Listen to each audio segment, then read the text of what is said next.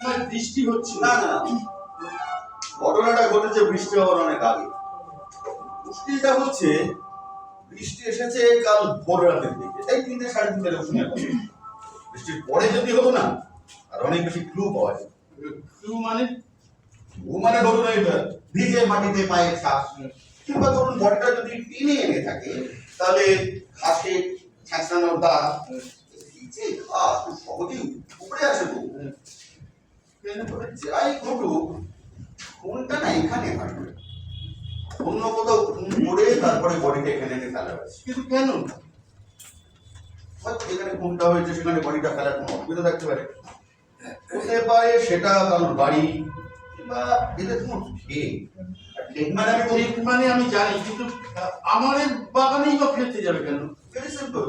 এখানে আপনারা দুজন বয়স্ক মানুষ, একা থাকে, ধরা পড়ার চান্স কম, ভাঙা পাঁচিলের গর্তটা দিয়ে ফেলে দিয়ে গেছে।